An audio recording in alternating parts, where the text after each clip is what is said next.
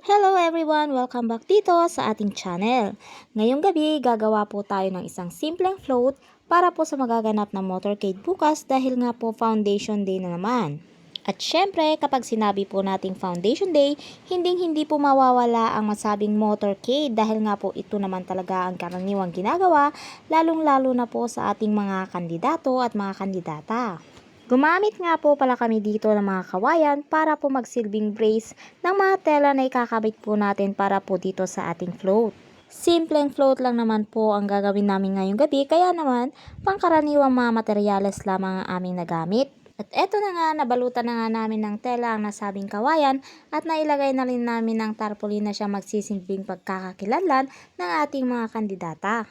Binalutan nga rin naman pala namin ng tela ang kulong-kulong namin para naman hindi siya masyadong plain tingnan lang at magkaroon din ng kulay kahit papaano ang ating simpleng float.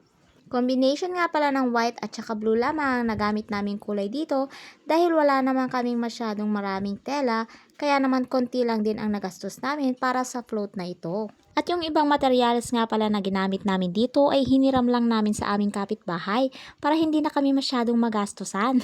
O, di ba? Kuripot lang ang lola nyo. Ginabi na nga rin pala kami natapos sa pagdidisenyo sa float na ito dahil nga sa umaga ay pumasok muna ang lola nyo sa kanyang trabaho. Sayang din kasi ang kita dun. Lamang tiyan din yun ha. Balikan nga natin tong ating float. At eto na nga, natapos na naming balutan ng tela ang aming kulong-kulong, isinunod naman namin ang pagdidisenyo ng mga balon. Combination nga pala ng pink, gold at gray ang ginamit naming kulay kahit na kulay blue yung kulay ng tela na aming nagamit dito. Sobra ko lang kasi ang mga balon na ito nung nakarang nagpa-birthday ako. O, di ba? Kuripot talaga ng lola nyo. Ayaw talagang gumastos ng marami, no? At kahit nga ganitong kulay na nga lang ang napili namin, ay mukha naman siyang maayos tingnan. At least nakatipid pa tayo. Hindi na tayo masyadong gumastos sa pagbili ng mga balloons. Kasama ko nga pala dito ang co-parent ko sa pag-aayos ng float na ito. At dahil nga gabi na namin to naumpisahan, gabi na rin siya nakauwi sa kanilang bahay. Gumamit nga rin pala kami dito ng mga plastic leaves at mga plastic flowers para pandagdag na rin sa ating dekorasyon dito sa aming gagawing float. Medyo inabot na talaga kami ng gabi dito dahil nga late na kami nakapag-umpisa. At kahit nga pala itong mga artificial leaves at mga artificial flowers na ito ay hiniram lang din namin to sa kapitbahay. O, di ba? Ituloy-tuloy na natin ang pagtitipid, mga mare. Lalo na't tumataas na ang presyo ng mga bilihin ngayon. Kailangan nating magsinop sa paggamit ng pera. Anyways, balikan na nga natin itong ating float. Gumamit rin pala kami dito ng mga gun tackers, glue stick, goma, gumamit din kami dito ng cable tie at ng double-sided tape para mailagay natin itong ating mga balloon designs at pati na rin yung ating mga flowers at saka ng mga leaves. Para naman sa overall total expenses namin dito sa float na ginawa namin ay umabot lang naman ito sa 810 pesos kasama na ang gasolina para sa gaganapin na motorcade kinabukasan. At dahil nga tapos na naming lagyan ng disenyo ang likod ng kulong-kulong, ipinagpatuloy naman namin lagyan ng disenyo ang harapan nito. At dahil nga tapos na naming lagyan ng disenyo ang likod ng kulong-kulong, ay inumpisahan naman namin muli ang pagdidisenyo sa harapan nito. Kinabitan namin ito ng 3 malalaking bulaklak na of course, galing pa rin yan sa kapitbahay, mare. O, di ba? Tipid match talaga ang lola nyo. Ako kasi yung tipong hanggat kaya magtipid, talaga namang magtitipid ako.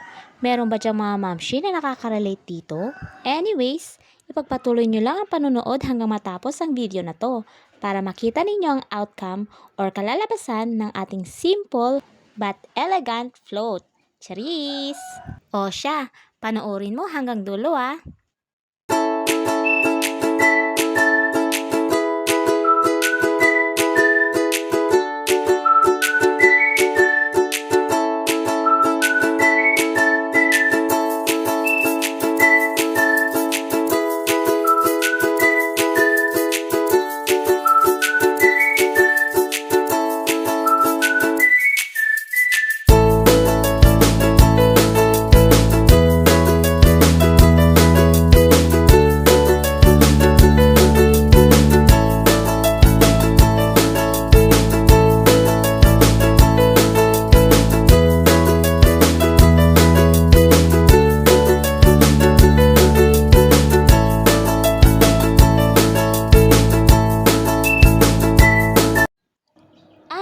Eto na nga siya guys. Tapos na ang aming simple but elegant float. O, di ba? O, ha? Sino ka dyan? O, di ba?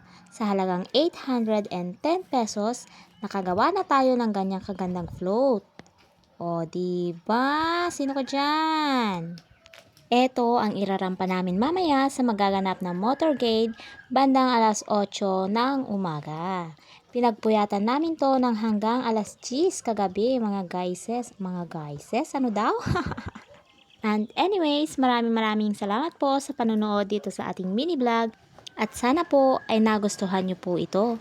Thank you so much po for watching and abangan nyo po kung ano pa po ang mga pangyayari o mga magaganap mamaya sa motorcade na aming pong gaganapin mamayang alas 8 ng umaga. Bye! Yan lang po para sa araw na ito.